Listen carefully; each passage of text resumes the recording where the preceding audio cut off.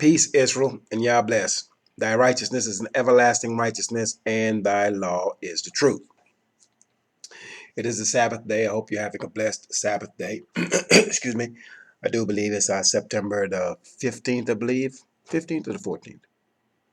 Let me see here. It is September the 15th, I believe. I'm not quite sure for my phone. Yes, it is the 15th of September, and it's winding down here in South Carolina. Uh, as many of you may know, there's a serious storm coming in, Hurricane Florence.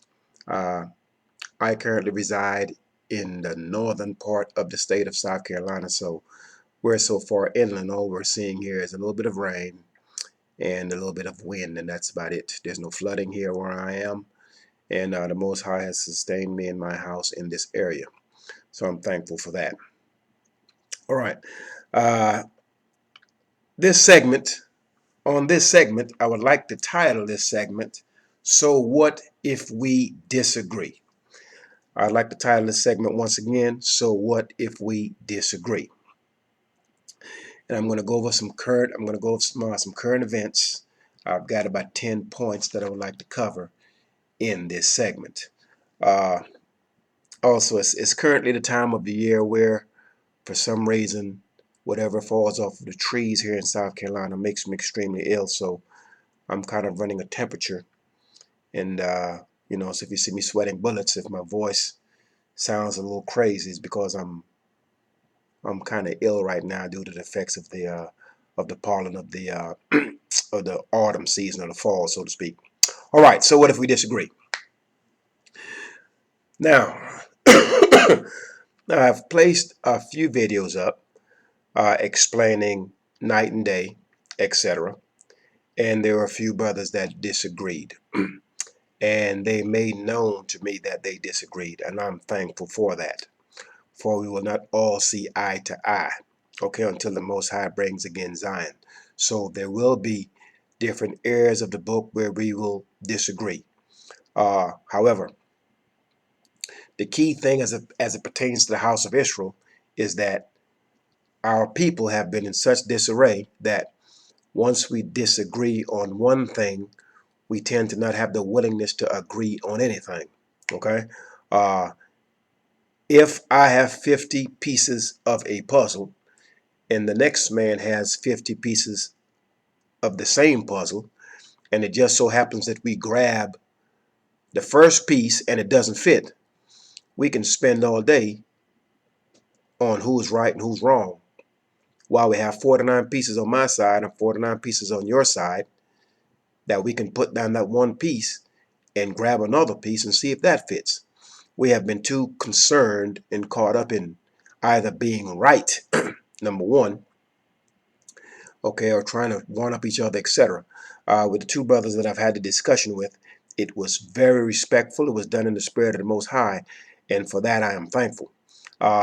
So our men as well as our women, what we need to do is we need to start focusing on exactly, okay, if we disagree on a thing, that is perfectly fine. Let's build on the areas in which we do agree. Because if my piece of the puzzle and your piece of the puzzle does not fit, and we still have 49 pieces on my side and your side, if we continue to argue on the fact that I'm wrong or you're right, etc., that just gives someone else an opportunity to come by and snatch my 49 and your 49 and go build something someplace else, while we stand there arguing over one piece. So that has been the spirit of our people. It has not been the case with the brothers that I've had these discussions with, which I thought it was fruitful. But I think you will see more and more of this with our people as the Most High takes this cup of fury out of our hands, where we will find ourselves more working with the cup being half full over seeing it being half empty. And though it is still halfway, the mindset from which we approach something certainly makes a difference for us. So looking at the glass being half full indicates clearly that we have come halfway already, and there's only halfway to go. If we have a viewpoint of, well, it's half empty, it's almost like starting from ground zero. So our perspectives and our point of view can certainly encourage us to achieve whatever goal we seek to acquire or to reach. So if we disagree, it's perfectly okay, whether it is in this book or in something else. The main thing for me is that there's no there's no creator but the Most High.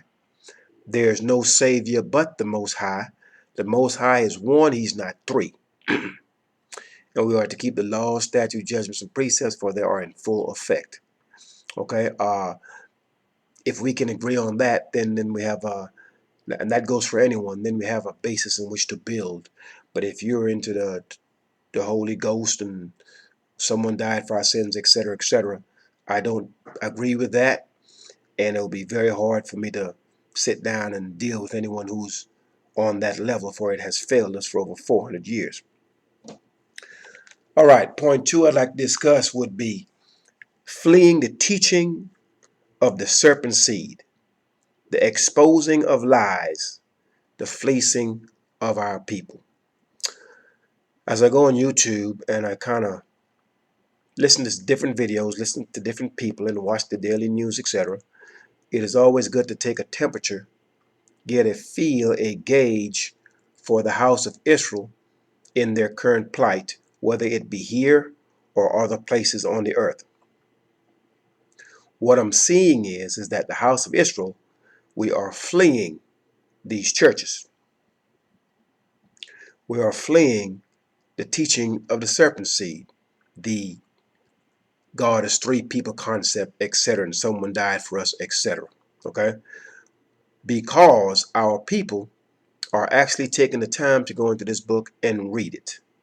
Moreover, as they begin to read it and understand it and look at what's happening around them and around the earth, the lies are being exposed day by day. And they have come to the realization that they are being fleeced. Okay, they're being fleeced for their monies, and they're being taken advantage of for their search, number one, of the Most High, and their willingness to try to be a part of something, whether it be good or bad. So the church has taken advantage of our people by miseducating them and literally taking them down the wrong path, and certainly has financially taken advantage of them. And our people are beginning to realize that, number one, this has not worked, and nothing has changed. And certainly as they look around, they have less and the preacher has more, and it doesn't make any sense to them. And now they're hearing channels such as this, which go into the laws of the prophets, the books of the prophets, and the laws of the Most High, and then they're able to compare and see clearly where the church is in error and is absolute idolatry, so they are leaving. Okay? And with the leaving, where the wind blows, the people go, which means the awakening of the Israelites, of the house of Israel, is going to cause a few things. It's going to cause the pastors to be in a compromising position, because once what they're teaching is being exposed as lies, as falsehood, and most importantly, ineffective for the past 400 years for our people, then they will have to change and come up with another doctrine. Because as the people leave, the pastor's money will dwindle. So these men will tell you, and they will also do what they have to in order to have your 10%, to have your money. So I'm seeing that our people are leaving these churches and they're fleeing and taking their money with them. But the only reason they're doing that, number one, they've got a greater understanding of the Most High's law, statutes, judgments, and precepts. And the money will also dwindle for the fact that the money is not going to be in abundance as far as the jobs, etc., as it has been in the past. All right. Point three, the awakening and reconnecting of our people scattered to the four corners of the earth. As the house of Israel is awakened, we are scattered throughout the earth in many different nations. And what is happening is that our people are connecting. They're connecting through this internet, and they're connecting with the Most High's laws, statutes, judgments, and precepts. Many of our people are learning that we are in places that they have never heard of. It is tough for a man in America to look in Iraq and see a man that looks just like him that doesn't speak English at all, and has been there for centuries.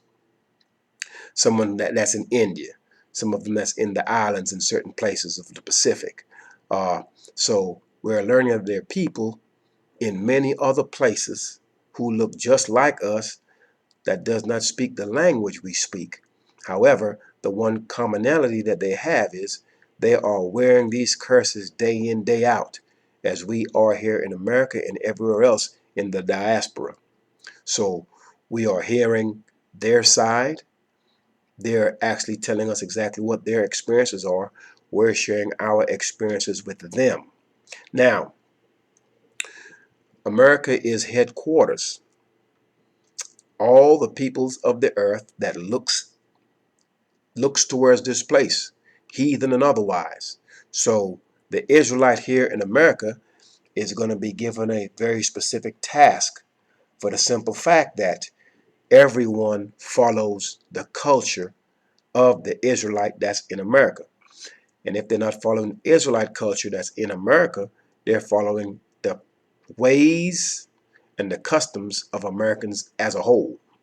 So us being here in America, we are the spearheads at this point, as I can see it, of the many different movements of the house of Israel being raised up.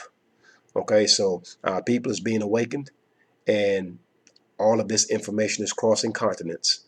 And what's important is the book of remembrance being that very specific document that no matter where that man of Israel or that woman of Israel is, they can reach over to the side of their bed and pull out that document and identify clearly with it.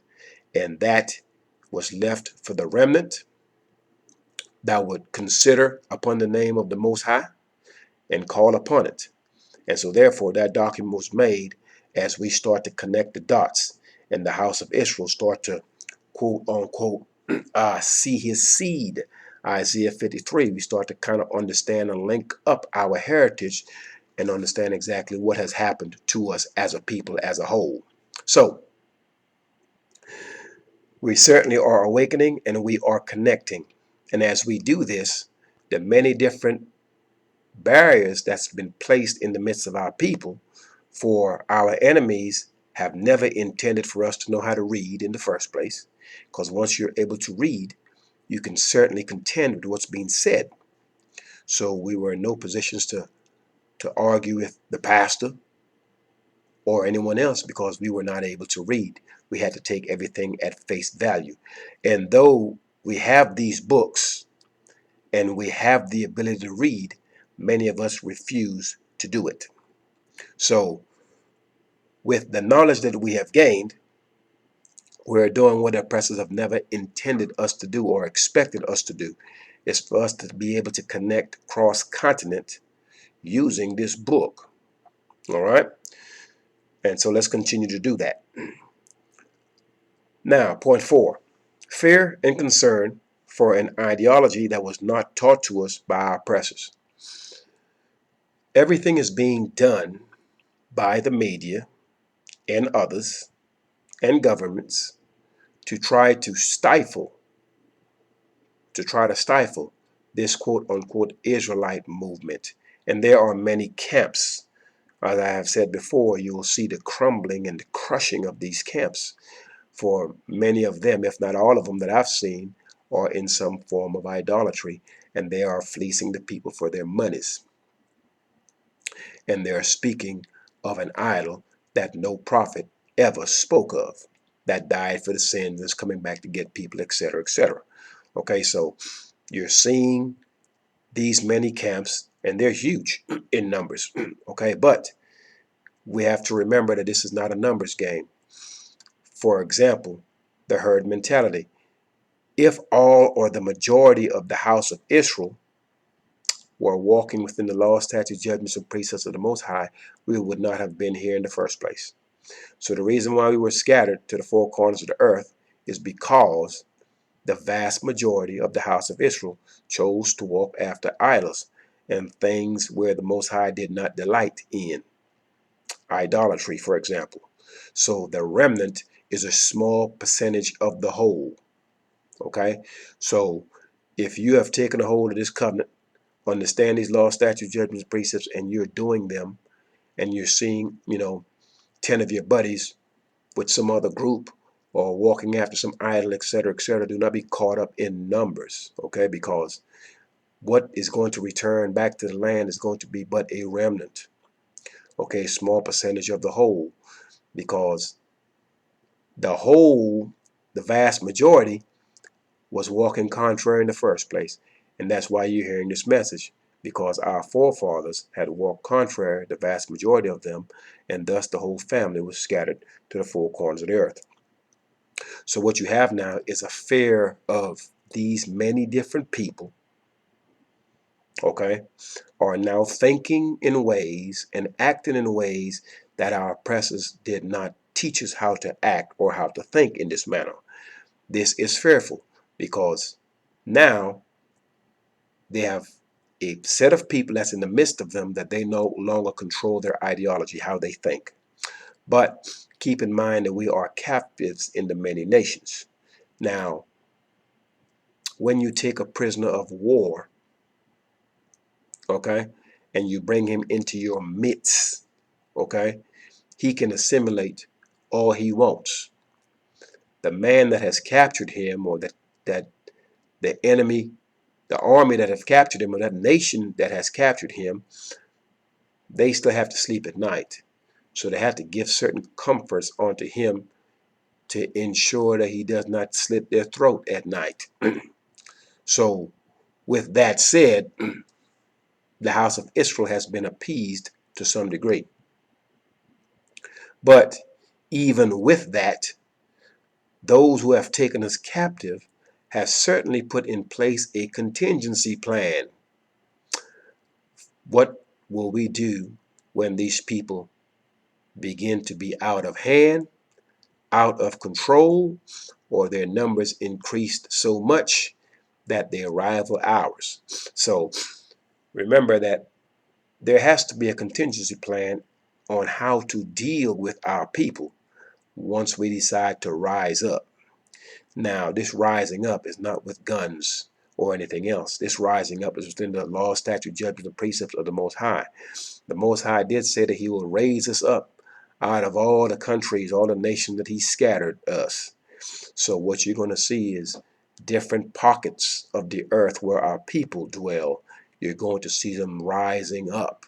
Okay.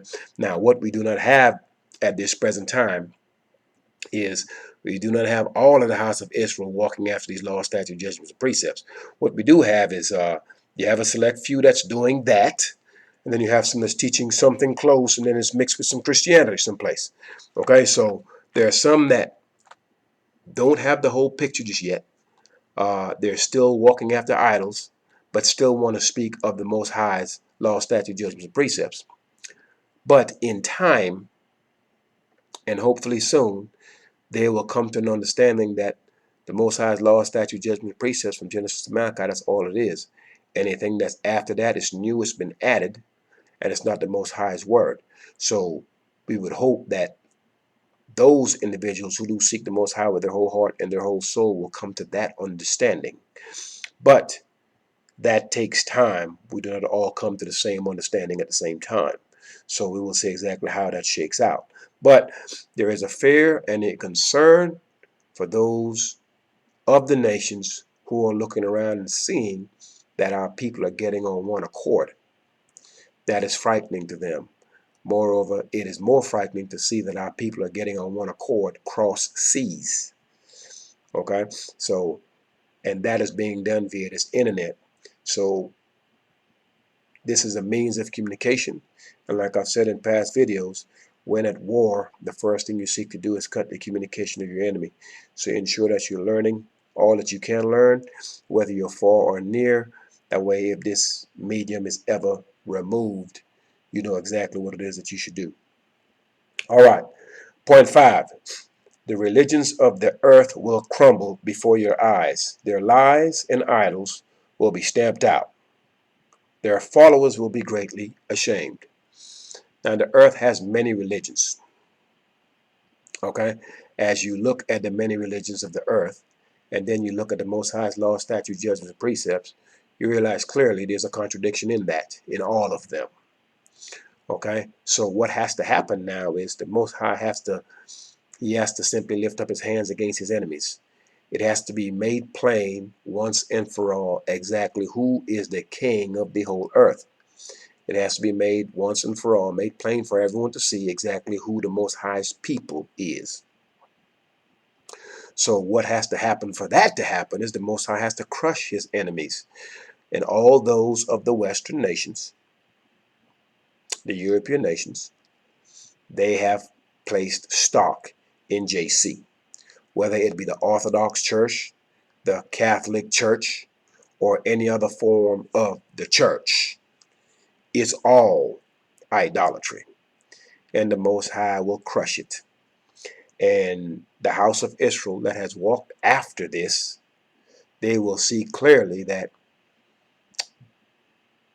the God that these people serve will be unable to save them in a time of trouble, which is going to give great consideration to the man of Israel who has walked after these idols for years, and he's going to be ashamed of this thing, him and her.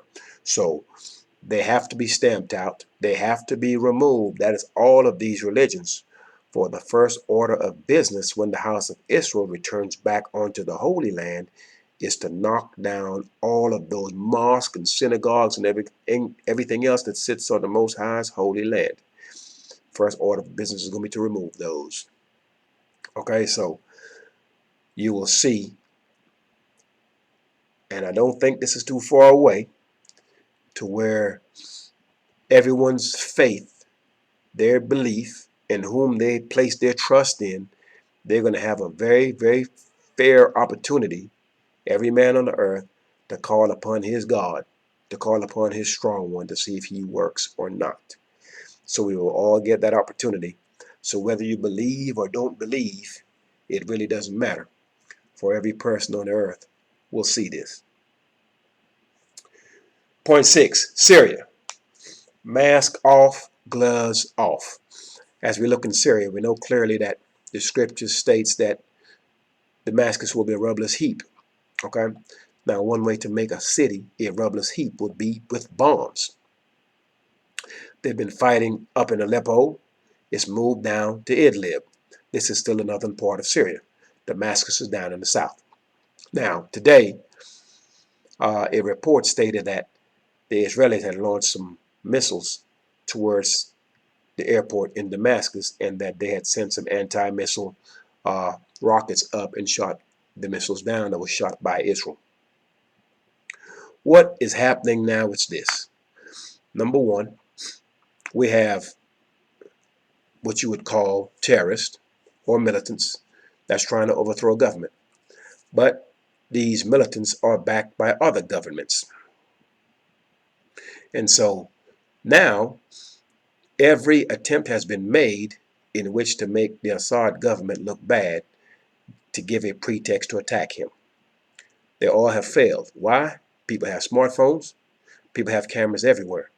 So anything that you're trying to do covertly, it can be easily exposed. With that said, imagine we're on a subway, so to speak, and I'm a robber. And I'm trying to slide my hands in your pocket to pull your wallet out. I'm trying to steal from you, but I'm trying to do it in a very subtle way. I don't want you to be alarmed by it. I don't want to do any harm unto you. I'm just trying to steal your wallet by sliding my hands down your pocket and pulling out your wallet. Now imagine while I'm doing this that you look over and catch me pulling the wallet out of your pocket, and I have your wallet in my hand. So there's a few things I can do at that point. I can apologize and acknowledge my fault that you've caught me and I was wrong, or I can just pull a pistol out, stick it in your face, and tell you, okay, you've got me. Give me this money anyway. Okay, so that's the glove off, mask off option. And that's where we are in Syria. The other nations have done their best to try to come up with a pretext in which to attack Syria. It all has failed. It's the akin of someone catching them pulling the wallet out of their pockets. So now, since you've done that, I have no other option. I'm going to just take the gloves off. I'm going to take this mask off and just stick you up and take it. So what's going to happen now is that they're just going to simply just attack them. There's no other recourse. Okay? So that's what I'm seeing or thinking that's going to happen, is that they're simply just going to attack them. Bare face, broad daylight, doesn't even matter. Okay? Because at this point, there's no need in pretending anymore. We all know what the stakes are as it pertains to this. Now, Assad is currently sitting in that land as the president, but they're going to bomb Damascus. It may start in Idlib, but expect it to come to Damascus. I expect Damascus to be bombed, and I expect trouble to start in Lebanon as well. And all this may be the pretext of the beginning of the end of the Israelis being ran out of that land. For we cannot go back to that land if he's still there. Okay, if those people are still there. So these are things that we are to look for to see if they occur. I believe that they will occur. The text says that it will. Now, the manner in which it does, that we have to wait. We have to wait and see. But at this point, everyone is ready. The Chinese is ready. The Turks are ready. The Russians are ready. America and its allies are ready. So they're being gathered in that area. And it is my belief that that area will be the Valley of Jehoshaphat, where the Most High will gather those nations and they will come and see his glory. He's going to kill them. Okay, so let's take a look and see exactly how this all takes place. But try to stay on the current events, because these types of events and activities kind of let us know exactly where we are in prophecy. That way we can best prepare ourselves and utilize our time wisely. Because you don't want to get caught with your pants down, so to speak. You don't want to get caught unprepared. Okay? All right. Excuse me. Point 7. A change in Israel at a very alarming rate. And when I'm speaking of Israel, I'm not speaking of Israel, the landmass. I'm speaking of Israel, the entire 12 tribes scattered to the four corners of the earth. Our people, from what I can see, we're waking up. We're seeking the Most High. We're reading. Okay? And as we continue to do this, a few things I think will happen. We will start to respect each other more as we turn towards the Most High's law, statutes, judgments, and precepts.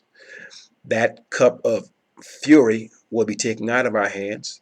So therefore, we're going to make peace with our brother, make peace with our wives and our children. The Most High will cause the family of Israel to come together as a family. And there will not be that vinegar between brothers, between the man and his wife, etc. The sword will no longer be within our houses. Okay? And that will be the reconciliation of the house of Israel. And the only reason that he will reconcile our families, those 12 tribes, is because we are reconciling ourselves back unto him. So that's the first step in order for him to reconcile our families, those 12 boys, okay, and their offspring. In order for him to reconcile and put peace back within our houses, take the sword out, the first thing we have to do is reconcile ourselves back unto him. Now, as I see this occurring more and more in the house of Israel, not just here in America, but throughout the earth, I want you to keep in mind, as we begin to reconcile ourselves back unto the Most High, then he reconciles us back unto each other. What you're seeing now is the other families of the earth. You're seeing them split apart as we had split apart. So you're seeing all the NATO nations, they're having problems.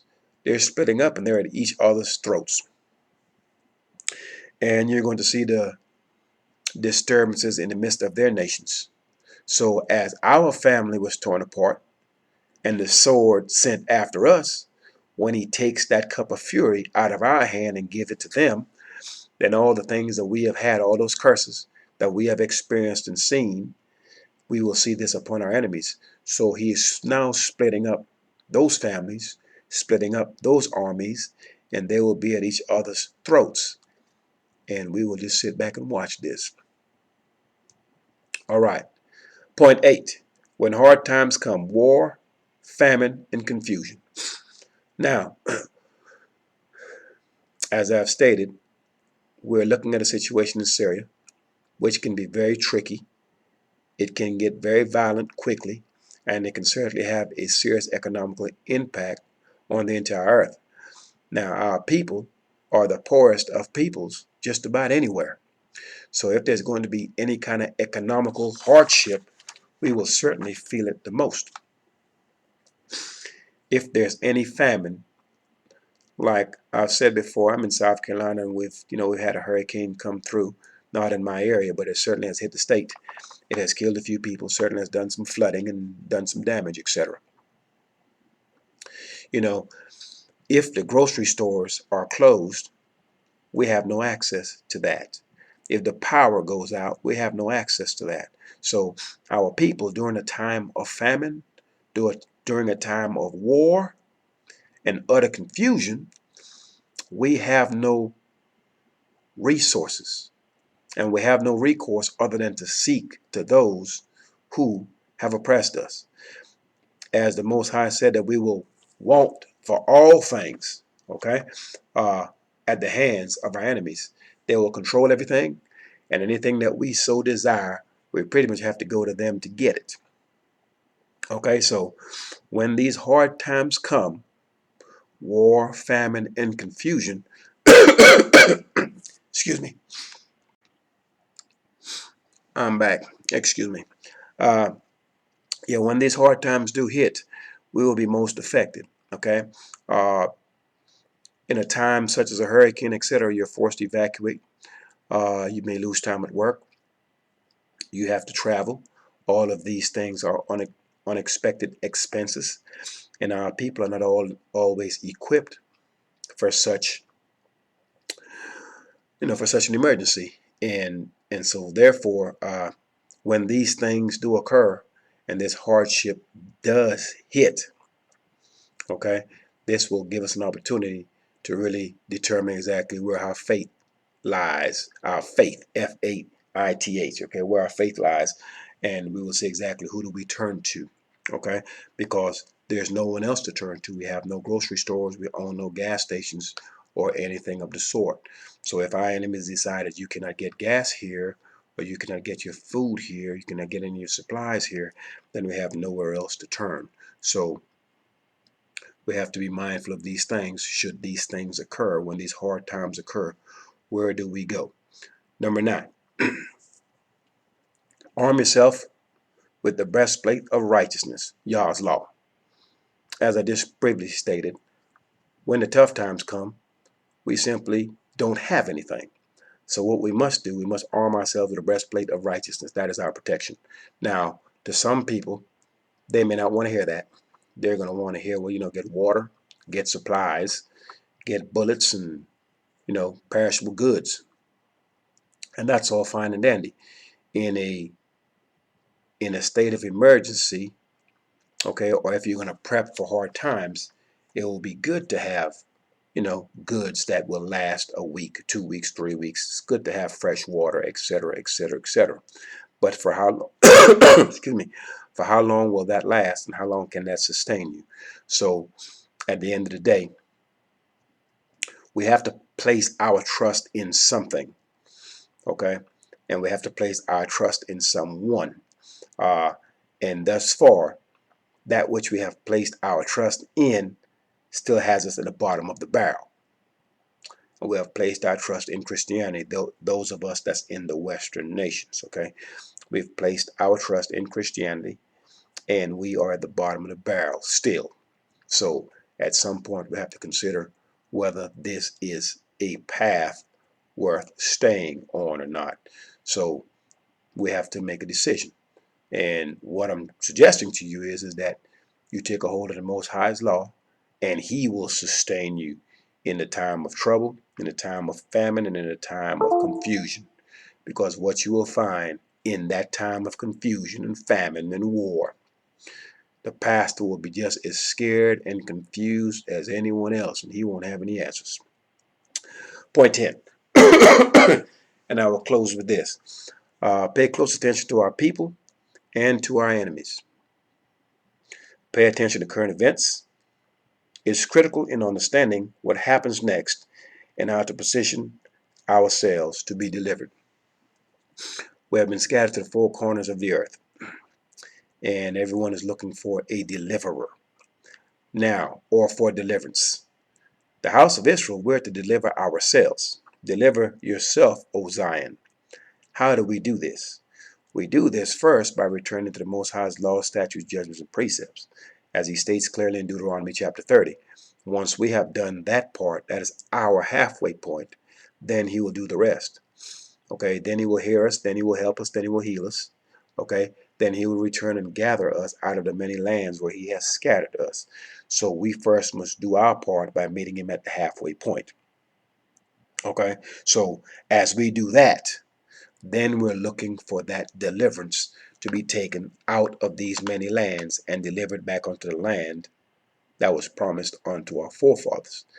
Now, with that, excuse me, with that said, we have to be prepared for that, for the simple fact that once this does occur, there is no democracy there. It's the Most High's way, and there is no other way. As a matter of fact, you're not being taken out of these many lands and delivered back into the land of our forefathers. You're not being delivered back onto Zion unless your heart has already been tried. Okay, so do understand day in, day out, okay, there is some test that's going on within you to see if you will indeed walk after this law and not deviate from it. So I encourage you to continue to stay in the Most High's law and to do that which is right in his sight. We may disagree on more than one thing, but I know one thing that I have seen from studying this book and returning to the Most High's law. All of the issues that we face, from birth defects, let me see, early, teen pregnancy, uh, diseases of all manners, okay, disrespect, you name anything that we face, incarceration, drug abuse, suicide, you name all the many different things that we're facing. You know, return back onto the Most High's law and teach our sons and daughters that, hey, look, anyone that you decide to lay down with, that person is your husband or your wife. And you're not to go polluting your seed. We teach our sons this. We teach our daughters the law, statutes, judgment, praises of the Most High. That automatically drastically reduces, if not brings to absolute zero, your teenage pregnancy. It kills all the STDs that's being spread all over the place. It removes the whoredom out of the house of Israel, because we won't have your daughter from the time she's 13 years old to the time she's 23. She's been 10 years of whoredoms, had 5 or 6 boyfriends in that process of time. So she no longer respects herself, and the 5 or 6 men that ran through her, they're looking to do the same thing to another young lady. And so it multiplies itself, the whoredom within the nation. So that takes care of that. If we understand that we are to be sober, or we are to give praises unto the Most High, then, no one is drinking and getting drunk. No one is trying to get high and act uncivilized. If we understand clearly that we're the apple of the Most High's eye, we are his people. Now, not because I'm a man of Israel means I can kill another man of Israel and it's okay. He's still a man of Israel. So I'm still doing harm unto the Most High's people, even if I'm one of them. So once we start understanding these concepts, then all of a sudden the violence is removed. We're not killing each other in the streets. Okay? If we understand clearly that to go purge one's self when you see a crime, you understand that to be a false witness is a sin. Once again, that's another one of the Most High's commandments. So we won't do this. So you know good and well, if you did something that was contrary to the Most High, that was wickedness, you knew that the house of Israel was going to speak out against you. And they would all be in solidarity against you because what you did was sinful, wicked, and unrighteous. But that's not the case in the house of Israel. Nowadays, it seems as though wickedness, unrighteousness is the norm. So all the things that plague us, if we were to turn to these laws, statutes, judgments, and precepts, we will see clearly how this stuff actually can, this is the only fix that I see. Money is not going to do it. As a matter of fact, how long this currency is going to stand is going to be interesting to see. So we have tried everything else, and all that we have got is this law. That's the last thing left. As any investigator investigating a crime, it takes him a while to get to the truth. But once he gets to the truth, the case is solved. There's nothing else to sift through.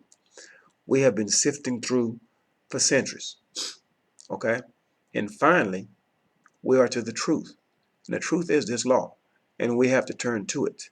And failure to do so is just going to get us killed. It's going to get us harmed more and more. And the last thing you want to be is one of those who is not able to make it back to the gathering when the Most High takes his people back to the land that he promised unto their forefathers. You're trying to be a part of that. And that takes a disciplined individual. So all I can say is stay in this word, continue to walk after the Most High's laws, statutes, judgments, and precepts. And on a daily basis, when you do pray, ensure you ask the Most High to keep his angel before you, that he may guide you in the way that you should walk. Because as you know, on a daily basis, there's traps and snares at our feet. Our men are being killed in broad daylight.